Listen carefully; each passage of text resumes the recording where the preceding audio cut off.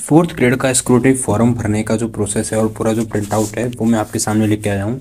तो इसमें आप सबसे पहले देखोगे कि सबसे पहले यहाँ पर आप देख लो सकते हो यहाँ पे क्या लिखा हुआ है। सारी चीज़ें आपको दिखा देते हैं। डिटेल एप्लीकेशन नंबर लिखा होता है जो मैंने यहाँ से थोड़ा गायब कर दिया है। साथ ही यहाँ पर आपका ऑलरेडी जो एप्लीकेशन फॉर्म आप फिल करोगे तो उस समय आपका एक तो प्रीवियस यानी जो पहले at the time of application जो आपने सबमिट किया था फॉर्म वो यहाँ पे लिखा आ जाएगा। और दूसरा यहाँ पे जो आप प्रेजेंट में ऐड करोगे तो वो आपका साथ में आ जाएगा। ये वो है जो आपको at the end of the application जो स्क्रूटनी फॉर्म भरोगे उसके एंड में आपको जो मिलेगा ना कि ये आपने फॉर्म भर दिया स्क्रूटनी फॉर्म, वो फॉर्म है ये जब आप पूरी तरह से फाइनल फिल कर दोगे। अब इसी को देख करके आपको अपना फॉर्म जो है वो फिल करना है। वो मैं आपको बता देता हूँ कैसे, क्योंकि इसमें वो सारी इन्फॉर्मेशन दी गई है। इसमें वो सारी इन्फॉर्मेशन दी गई है जो कि आप एप्लीकेशन फॉर्म भरते समय आपको मिलेगी। ठीक है, तो सबसे पहले स्टार्ट करते हैं वीडियो को। ये उसका फ्रंट पेज है जहाँ पे आपको अपनी नॉर्मल इन्फॉर्मेशन आपको फिल करनी पड़ेगी। देखो यहाँ पे आपका रोल नंबर लिखा मिल जाएगा आपको पहले, और इसके अलावा यहाँ पे आपको दिन क्रमांक हो जाएगा। सारी बातें, विज्ञापन संख्या, सारी बातें लिखी मिल जाएंगी। आपको अपनी कैटेगरी सेलेक्ट करनी होगी, कौन सी कैटेगरी से हैं। इसके बाद अगर आप में से किसी और कैटेगरी तो वहाँ सेलेक्ट कर सकते हैं। इसके अलावा 12 जिले के इन शहरों में आते हैं, वहाँ की शहरी जाति हैं तो वो यहाँ पे लगा सकते हैं। उसके बाद आपसे पूछेगा अनुसूचित क्षेत्र के लिए तो आप नहीं या हाँ वो आप अपने अकॉर्डिंग यहाँ पे डाल सकते हो। फिर आपसे मूल निवास पूछेगा कि आप कहाँ के रहने वाले हो, तो राजस्थान वाले, भरतपुर और ये जो भी आपकी एरिया है वो आप फिल कर सकते हो। और जन्म स्थान भी आपसे पूछेगा तो आपका अगर दोनों अलग अलग हैं तो अलग अलग भी फिल कर सकते हो, दोनों अगर सेम ही है तो सेम फिल कर सकते हो। इसके अलावा अगर आप किसी विशेष श्रेणी के आते हैं तो वहाँ पर आपको हाँ का कॉलम, आपको हाँ का निशान लगाना पड़ेगा जो नीचे दिए गए हैं। ये वाला कॉलम महिलाओं के लिए है, ये निःशक्त के लिए है, ये एक्स सर्विसमैन स्पोर्ट्स खिलाड़ी के लिए है, ये एनसीसी सर्टिफिकेट वालों के लिए है, ये जो है वो राज्य सेवा कर्मचारी वालों के लिए है, पंचायती राज विभागीय कर्मचारी, राजपत्रित कर्मचारी और मंत्रालय कर्मचारियों के लिए है। ठीक है, तो ये इतना आपके पास होना चाहिए। इसके बाद देखते हैं आगे की तरफ। जब इसमें आगे की तरफ पढ़ोगे तो आपको यहाँ पे देखने को मिलेगा आवेदक का पूरा नाम एक तो हिंदी में लिखा होना चाहिए, यहाँ पे मैंने उसको गायब कर दिया। इसके अलावा इंग्लिश में भी होना चाहिए, तो दोनों आपके पास होने चाहिए, हिंदी में और इंग्लिश में दोनों आपको वहाँ पे लिखना पड़ेगा। ठीक है, अपना आप बोर्ड खुल जाएगा वहाँ पे हिंदी वाला, तो वहाँ पे आप हिंदी वाला फिल कर सकते हो यहाँ से। ठीक, इसके बाद आगे देखें तो आगे आएगा सर पिताजी का नाम, वो भी आपको हिंदी और इंग्लिश दोनों में यहाँ पे आपको हिंदी में भरना पड़ेगा। फिलहाल तो यहाँ पे हिंदी में लिखा हुआ था वो मैंने ऐसे गायब कर दिया। और ऐसे इधर भी आपको माता जी का नाम लिखने मिलेगा। और इसके बाद आपको आवेदक की जन्म तिथि वो यहाँ पे दी हुई है वो आपको लिखनी पड़ेगी। इसके अलावा जब विज्ञप्ति में निर्धारित तिथि को आयु, यानी कि जब विज्ञप्ति में तिथि दी हुई थी कि 1 जनवरी 2026, तो उस दिन के अकॉर्डिंग आपकी जो एज क्या हो रही है वो आपको यहाँ से निकालनी पड़ेगी। वो आप कैसे निकाल सकते हो, आपको गूगल पे सर्च करना है एज कैलकुलेटर। ठीक है, क्या सर्च करोगे, एज कैलकुलेटर, तो वहाँ से आपको आप अपने जो है काउंट कर सकते हो। वहाँ पर पहले एक में आपको DOB डालनी है और एक में वो डेट डालनी है, 1 जनवरी 2026 वाली डेट डालनी है। ठीक है, उससे आप अपनी फाइनल डेट आपके सामने निकल के आ जाएगी, पूरा ईयर, मंथ्स और डेज तीनों से निकल के आ जाएगी, तो वो आप यहाँ पे फिल कर सकते हो। ठीक है, इसके बाद आपसे नागरिकता पूछेगा, धर्म पूछेगा, मोबाइल नंबर पूछेगा, अतिरिक्त एक एक्स्ट्रा में मोबाइल नंबर पूछेगा, आपकी ईमेल आईडी पूछने को कहेगा, आपका आधार नंबर डालने को कहेगा, वो आप सब चीज़ डाल देना।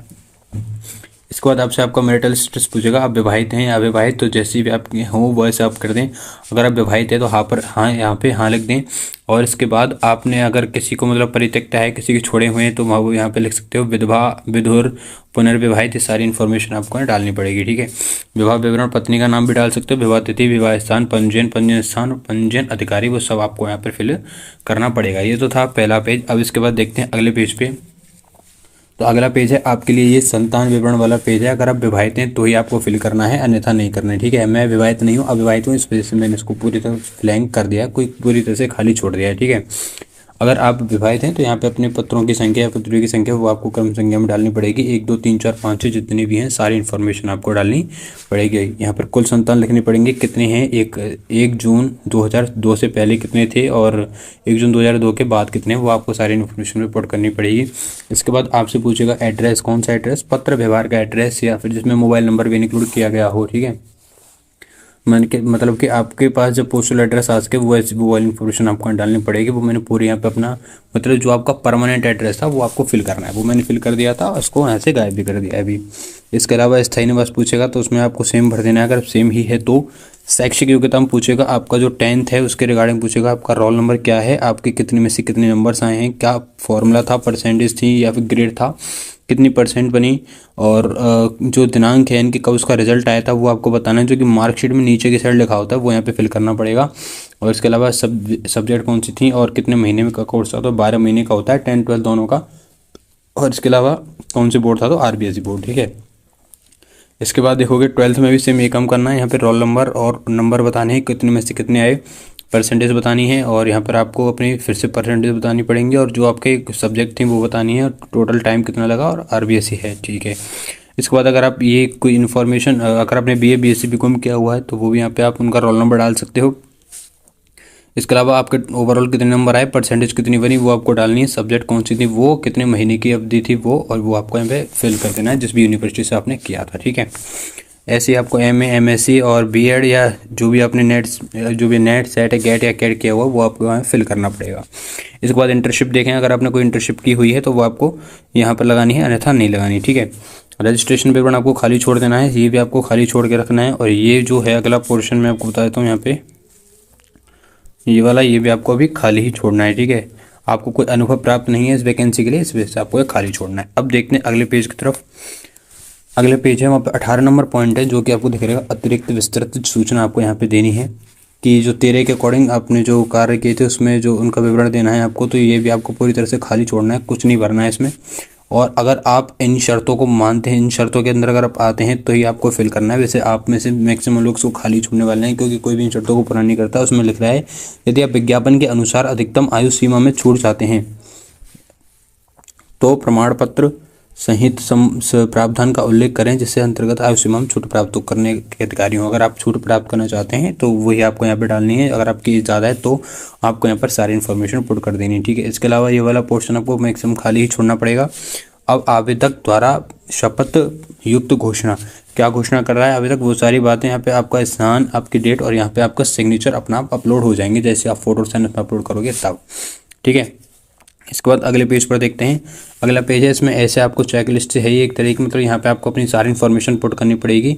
ये जितनी भी चीज़ें हैं ना, इन सब की आपको PDF बना के रेडी रखनी पड़ेंगी, ठीक है। इन सब की PDF आपके पास होनी चाहिए बनी हुई, वो सारी PDF आपको इसमें अपलोड करनी पड़ेगी, और साथ में उनका नाम भी डालना पड़ेगा। तो आप देख सकते हो, मैं आपको बताता हूँ। सबसे पहली जो ये नंबर 1 पे है, ये है आपकी 10th की, ये तो है आपकी 10th की, ठीक है। 10th की मार्कशीट आपको यहाँ अपलोड करनी पड़ेगी।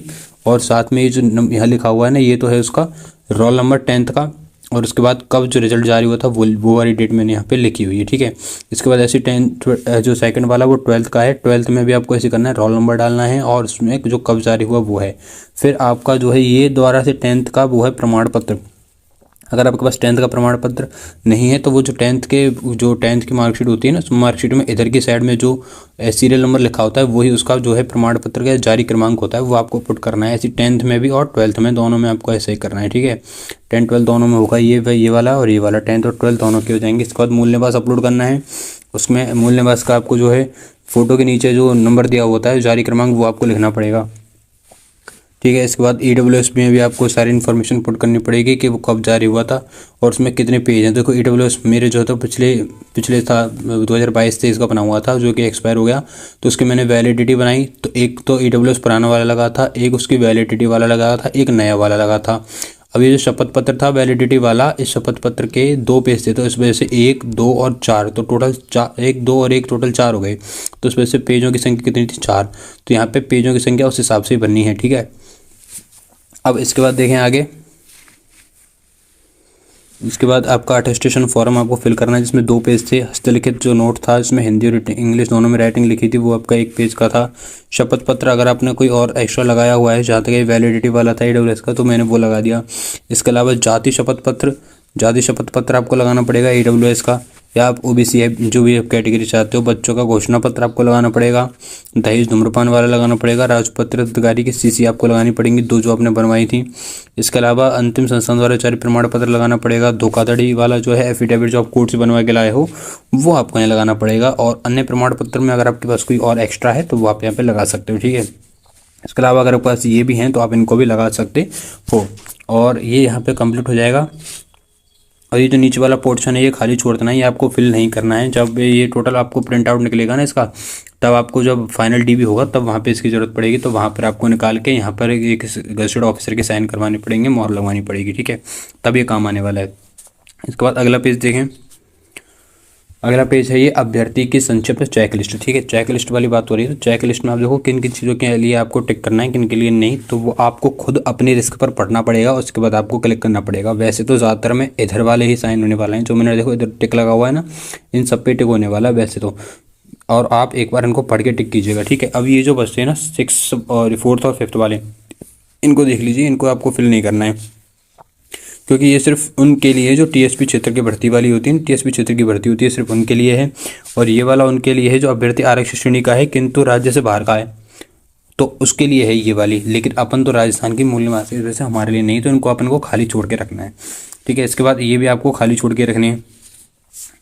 ठीक है, और आपको देखने को मिलेगा आयु वाले पोर्शन में आपको अपनी एज बता देनी है, कब 1 जनवरी 2026 के अकॉर्डिंग बतानी है। ठीक है, 1 जनवरी 2026 के अकॉर्डिंग आपकी क्या एज रही थी, तब के अकॉर्डिंग इसको आपको एज बतानी है। तो जितनी एज रही थी वो आपको कैलकुलेट करके बता देनी है यहाँ पे। इसके बाद विज्ञप्ति में जो निर्धारित आयु सीमा है वो आपको बतानी है, जिसकी विज्ञप्ति में न्यूनतम तो मांगी थी 18 साल और मैक्सिमम मांगी थी 40 साल, तो वो आपको यहाँ से फिल कर देना है। अभ्यर्थी स्वयं निम्न की श्रेणी में मान्यता प्रदान करता है, तो वो आपको अगले फॉर्म में दिखाते हैं। ठीक है, अगला जो पेज आएगा वो इस तरह का आने वाला है कि अब अधिकतम आयु सीमा में विविध श्रेणियों के लिए दे छूट। अब देखो अधिकतम आयु सीमा में अगर आपको छूट चाहिए ना किसी एज में, तब वही वो इसको फॉर्म को फिल करेगा, तभी अभ्यर्थी इसमें टिक करना है, अन्यथा इसमें टिक नहीं करना है। ठीक है, आपको इसलिए इसे खाली छोड़ देना है। मुझे कोई भी इसमें एज रिलेक्शन नहीं चाहिए था, इस वजह से मैंने इसको खाली छोड़ा हुआ है। ठीक है, अब आप अगर आप हो किसी चीज़ के लिए, अधिकतम आयु जो है 42 साल, 2 वर्ष का 2 अवसर और मिल जाते हैं, अधिकतम आयु 50 वर्ष, अधिकतम आयु 40 सीमा, तो उस हिसाब से आप इसमें कर सकते हो। जिनको छूट चाहिए होती है उनके लिए ये वाला फॉर्मेट। इसके बाद आगे बढ़ते हैं अगले पेज पे। अगला पेज है ये कार्यालय उपयोग हेतु है। ये आपको इसमें कुछ नहीं करना है, इसमें जो भी करेगा वो ऑफिस वर्क वाला काम होगा, यानी कि क्या आवेदन पत्र स्व हस्ताक्षरित व पूर्ण प्रविष्टियों से सही प्राप्त हुआ है, इनकी इसको कौन करेगा, हाँ या ना, इसको वो टिक करेगा। जो आपका डीवी करेगा वो इसको चेक करेगा, हाँ या ना, वो इसमें फिल करेगा। आपको इसको पूरी तरह से खाली छोड़ना है, आप इसको फिल भी नहीं कर पाओगे पेज, तो ये खाली ही रहेगा। ठीक है, अब इसके बाद आगे देखें तो अगला है यहाँ पे, क्या आवेदक वांछित अनुभव पूरा करता है, इसमें भी हाँ या ना, और क्या आवेदक निम्नानुसार आयु सीमा में है, तो नियमानुसार आयु सीमा में है या नहीं, तो वो भी हाँ या ना वही पुट करेगा जो कि अधिकारी होगा। देखो ये लिखना नीचे, हस्ताक्षर दस्तावेज परिरक्षा अधिकारी मय दिनांक और पदनाम, मतलब जो आपका डीवी करेगा ना, डीवी करने वाला यहाँ पे वो सारी इन्फॉर्मेशन पुट करेगा आपके जो स्क्रूटनी फॉर्म उसको देख करके। ठीक है, यहाँ पर आपको कुछ नहीं करना है, ये भी आपको खाली छोड़ देना है। इसके बाद अगले पेज पर आते हैं। अगला पेज है ये अटेस्टेशन फॉर्म। ये फाइनल निकल के आएगा जब आप फॉर्मेट फिल कर दोगे पूरी तरह से स्क्रूटनी फॉर्म का, तो वहाँ पर आपके सामने चीज़ निकल के आएगी। और यहाँ पर निकलने के बाद आपको एक एक चीज़ देखनी पड़ेगी कि आपने जो भी भरा था सही था क्या, नाम, आपका रोल नंबर, आपके एड्रेस जो था वो, आपको पिन कोड और सारी चीज़ें आपको यहाँ से चेक करनी पड़ेंगी। ठीक, इसके बाद आपको फादर का नेम, उनका एड्रेस, क्या काम करते हैं, वो सारी चीज़ें आपको यहाँ पे फिल करनी पड़ेंगी। और नेशनैलिटी आपको बतानी पड़ेगी, इंडियन जैसा उसमें भरा था उसी हिसाब से। डीओबी जो पुराने अटेस्टेशन फॉर्म था ना उसमें भरा था उसी हिसाब से यहाँ पे भी आपको फिल करना पड़ेगा। तो वो आप देख सकते हो सारी चीज़ें उसी के अकॉर्डिंग फिल हुई हैं। ठीक है, और स्टेट ऑफ रिलीजन के किस धर्म के, तो हिंदू वगैरह, ये सारी चीज़ें आपको यहाँ से फिल कर देनी है। और इसके बाद अब है लास्ट ये वाला पेज, आप देख लो। इस वाले पेज पर आपको देखने को मिलेगा आपका एजुकेशन क्वालिफिकेशन, यानी कि आपने 10th और 12th में क्या क्या कौन सा स्कूल था और क्या डेट थी, एंटरिंग की, लीविंग की क्या डेट थी, वो सारी चीज़ें उसी स्क्रूटनी फॉर्म के अकॉर्डिंग आपको यहाँ से फिल करनी है। ठीक है, और अगर और भी कुछ है जैसे कि BA BSc BCom, तो वो भी यहाँ पे आप फिल कर सकते हो। इसके अलावा आपको ये जो है वो खाली छोड़ देना है, क्योंकि अगर आप कोई एम्प्लॉय हैं गवर्नमेंट तो भी आपको भरना है, अन्यथा नहीं भरना है। और ये आपको नो कर देना है इसमें। और यहाँ पर आपको 2 जो है वो रेस्पॉन्सिबल पर्सन्स के नाम चाहिए, तो वो आपको यहाँ पुट कर देने। ठीक है, और उसके बाद आपको और इसमें कुछ नहीं करना है। सिग्नेचर ऑफ कैंडिडेट, ये फाइनल प्रिंट आउट आपको पूरा निकालना पड़ेगा जब आपका DV होगा, तब वहाँ से प्रिंट निकालने के बाद तब आपको यहाँ उनके सामने साइन करने होंगे, जो भी है साइन करने होंगे। ठीक है, साइन करने के बाद ही आपको यहाँ पे कुछ करना है, साइन हो जाएंगे, उनके सामने वेरिफिकेशन होगा, तब आपका पूरा फाइनल होने वाला है। तो ये पूरी प्रोसेस थी आपकी स्क्रूटनी फॉर्म की, जो कि मैंने आपको बताई है। और इसके अलावा और भी अगर कुछ अपडेट या जानकारी आपको चाहिए तो वो मुझे कमेंट में ज़रूर बता दें। इसके अलावा 4th ग्रेड से रिलेटेड और क्या आपको समस्या है, कोई क्वेश्चन हो तो वह आप पूछ सकते हैं। वैसे अगर देखा जाए तो इसमें काफ़ी परेशानी आ रही है, पर आप आराम से एक एक चीज़ को केयरफुली आपको करना है, तभी आप इसको अच्छे तरीके से सबमिट कर पाओगे। ठीक है, तो तब तक के लिए अगली वीडियो में मिलते हैं।